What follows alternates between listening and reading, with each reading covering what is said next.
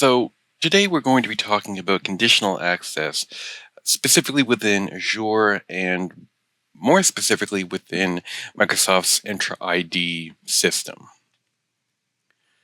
Now, to start with, might be a good idea to give ourselves a foundation or some of the basic blocks that go into describing exactly what conditional access is. So the first thing to kind of wrap our heads around is that the industry has grown beyond the original way of gaining access to resources, documents, and so on within a corporate environment. Historically, all you needed was a username and a password, and that would grant you access to basically any of the resources that you had access to. Microsoft and the industry has gone away from only requiring simple username and passwords and has moved into what's basically known as a zero trust architecture or environment. Now, what that basically means for us is that conditional access is one of the ways in which we can add in additional security beyond just simply having a username and a password. Now, conditional access manages this through a few different ways, and conditional access kind of starts that by basically enforcing what are known as signals or pieces of data and applying those data to the particular login attempt or the particular access attempt.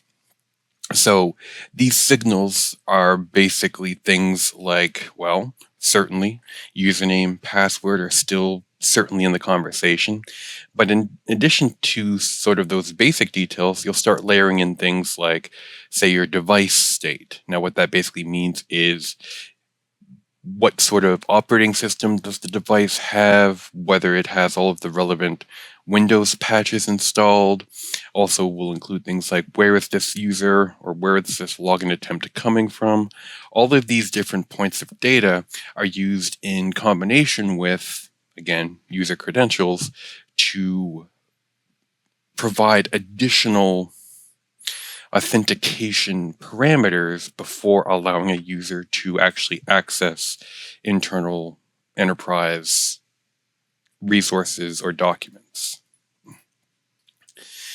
Now, one of the sort of additional layers, additional pieces that can be brought in with conditional access is the idea of having adaptive security policies. Now, what does this mean in practice? Basically, in addition to sort of those signals that we just talked about, you can also layer in some metrics about this particular login attempt. So what I mean by that is this login attempt suspicious in some way? Is it a login from a new location, an unknown network? And these adaptive policies can change whether you're actually allowed into the enterprise environment, even if you have provided the correct credentials.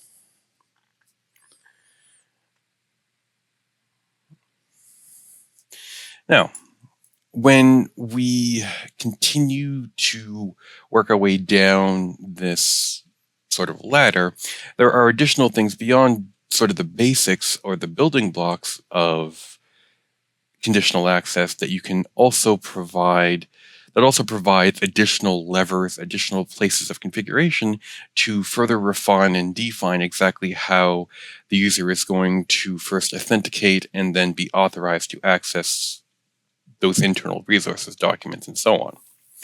So the conditional access process will verify the user identity and device status using those multiple factors that we talked about beyond just simply the credentials themselves. So where are they logging in from? What sort of network is it? Is the device itself up to date? Those sorts of factors. In addition to that, the conditional access process is generally going to apply not to everything that a user can access at one time, but rather the specific resource or document that they're accessing at that specific time. So historically, if you log in with your credentials, you'll have full access to everything that you can access: printers, file servers, documents, and so on, web pages. But with conditional access, it actually works slightly differently, where you're only going to be granted access to the most specific layer or the most specific object within the environment that you are looking to access. So just because you've logged in and have printed off a document from a shared printer, that doesn't inherently mean that you can immediately switch to viewing a document, accessing a file server, without potentially having to go back through additional authorization steps. Now, depending on how the overall structure is defined, that can change. That can be quite seamless from the user's perspective, or depending on the particular resource you're looking to access, you may have to go through those additional validation steps multiple times throughout a given work session.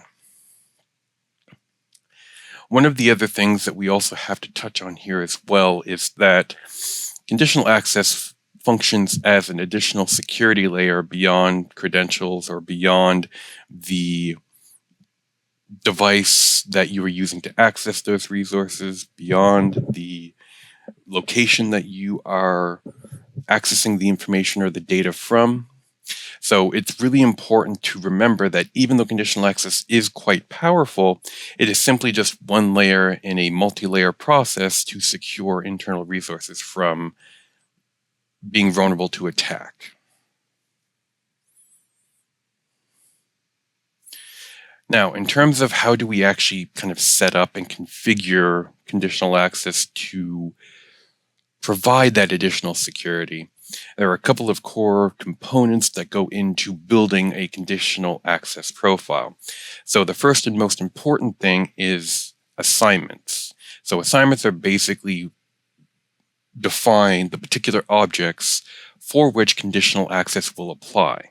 Are we talking about applying it to single users? Perhaps you have an administrator who needs access to a server to provide or to do some sort of maintenance task. That might be an example of the sort of permission or the sort of access that a single user might need, versus, say, your finance team, who might require access to all of them might require access to a shared drive. And you can target conditional access to apply to either just a single user, a group, or potentially to an entire application. And by application in this context, we mean something as simple as the Azure Management Portal to something a little more complex, like perhaps, say, a database, for example. Now, as we defined before, conditional access is all based on the signals, which are these points of data that are fed into the system, and it covers things beyond just simply the user's credentials.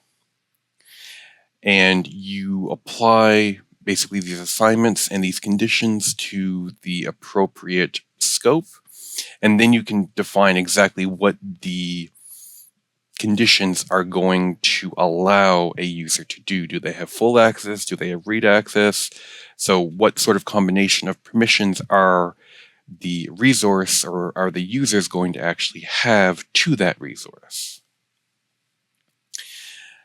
And then importantly, and this is where things can get a little more complicated, we've been focusing specifically on a person logging in, gaining access to a particular resource, and then completing their work. However, you can also layer in perhaps a person logs in, gains access to a file server, for example, and then they switch and they need to work on, say, a web server, for example. You can do all of these different tasks as part of the same session. However, session controls are going to define exactly how seamless that process is. So session controls define throughout an entire session before you log off how many times are you potentially going to see things like MFA token requests, biometric data requests, and those session controls basically control not necessarily access to a specific resource, but rather your entire session, regardless of what you might be doing within that session. So one particular area where conditional access can get a little troublesome from the user's perspective is in how each particular resource, each particular object that is accessed may have its own separate set of policies. And sometimes this can cause not necessarily conflicts, but rather friction from the user's perspective. They've already entered in their MFA token details. They've gone in, they've done the work that they need to. They need to switch to a different system, and then the same MFA token or another MFA challenge appears. And the reason for this sort of behavior comes down to how each individual resource within the enterprise, within the environment, has its own separate set of policies. And even more crucially, sometimes during the initial login attempt, when there are multiple separate policies that are being applied, this can also result in multiple continual MFA challenges as part of the actual login. So really important to know that when you initially log in with conditional access enabled, sometimes because these policies are all going to be applied not sequentially, not in series, but all at the same time, if for some particular reason one of those policies errors out, times out, that can potentially result in a failure for that user to actually log in. It's not because they necessarily did anything incorrectly, but it's because there are multiple policies that are all being applied, not necessarily simultaneously, but all within a very short window of one another. And if one policy fails, that can deny the entire login attempt.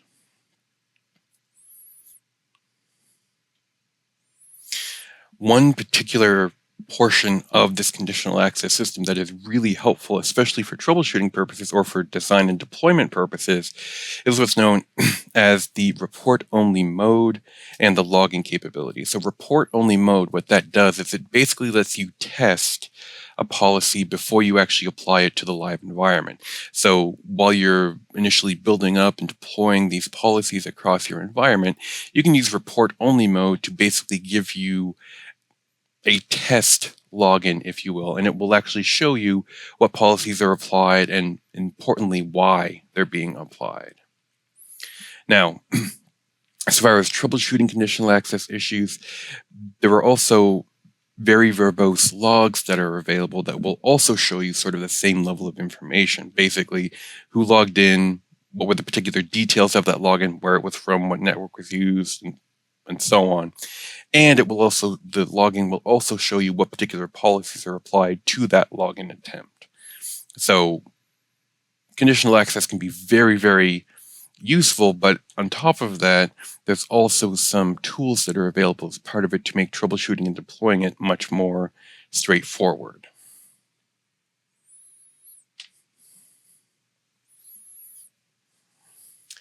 One of the most important components of conditional access is its location-based controls. So depending on where a user is logging in, whether they're logging in from a corporate office, whether they're logging in from their home office, or potentially from, say, a cafe or a coffee shop, each of these individual locations can have very different login processes from the user's perspective. If you're logging in directly on the corporate network, you're very likely going to just simply have to enter in your credentials and you'll be let in with little to no friction.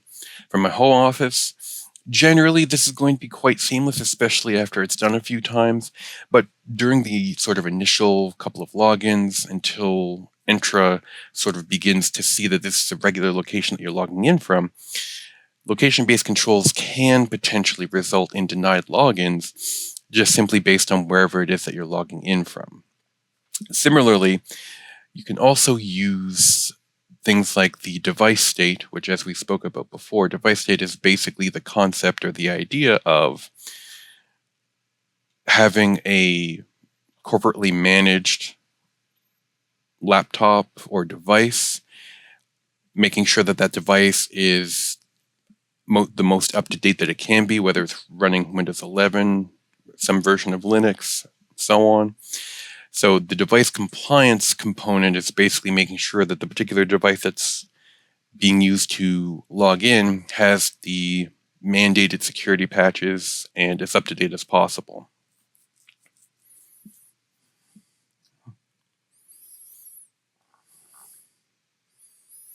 Okay.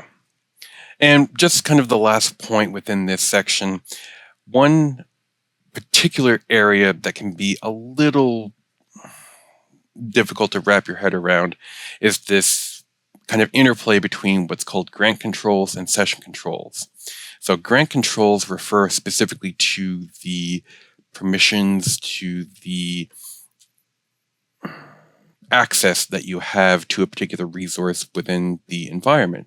Session controls, as we spoke about before, are basically going to control the user's experience between the time when they actually fully log on and are able to access those internal resources and the time that they log off.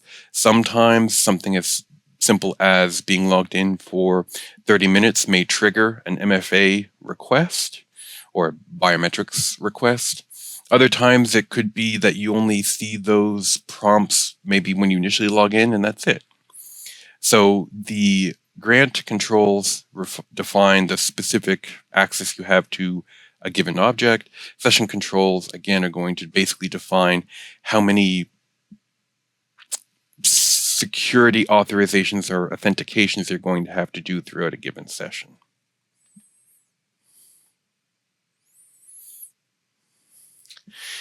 Now, one particular area of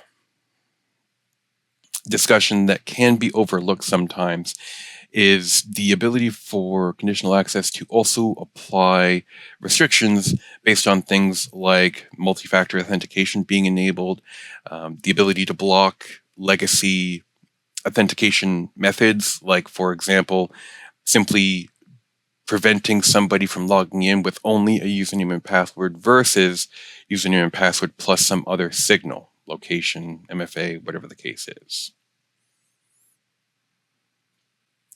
And as we talked about before, location-based access control is also critical because it's going to potentially prevent suspicious or anomalous access from untrusted locations, networks, or countries even.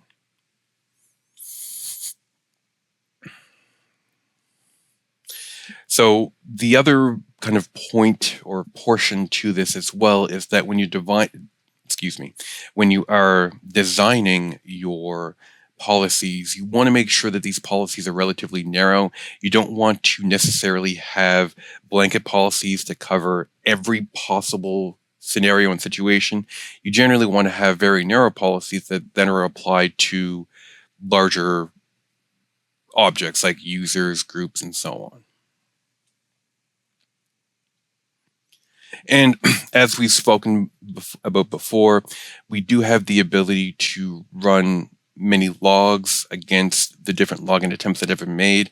And once again, these login attempts are going to have specific pieces of data, signals, and so on that are going to be included as part of each login attempt. The last item I wanted to talk about here is going to be how policies should never be written in stone. As you begin developing up your policies, you want to get into the habit of checking on them once a month, once a quarter, just to make sure that the policies are still doing exactly what they're supposed to, and that the needs of the business haven't evolved or changed that might require a potential policy update in terms of how your users are going to be able to actually access the system. And then finally, just a quick word here on the licensing for conditional access. So it's not necessarily a free service. And with conditional access, you basically have two layers. The first layer for licensing is going to include things like policy creation, MFA enforcement, device conditions, and report-only mode. And then the second layer is going to start adding in some additional logic, some additional metrics that are going to include things like risk-based access control and sign-in risk signals that you can then apply to your policies. So very important that when you are initially building up your conditional access profiles and policies, that you tie the correct license to that. So, what exactly is conditional access? Well, conditional access, you can think of it as sort of an if-then statement that is applied after a user provides their username and password. It creates and applies different policies based on a number of different points of data. Things like the location of where you're logging in from, what it is you're trying to access, and it also supports this idea of a zero trust principle or a zero trust environment. And it offers, again, that additional security or another layer of security when we're now allowing users to basically log in from wherever they happen to be standing or sitting. So I'd like to thank everybody for watching our video this week. If you haven't seen any of the other videos on our channel, please go and check those out. And I will see you all in the next one.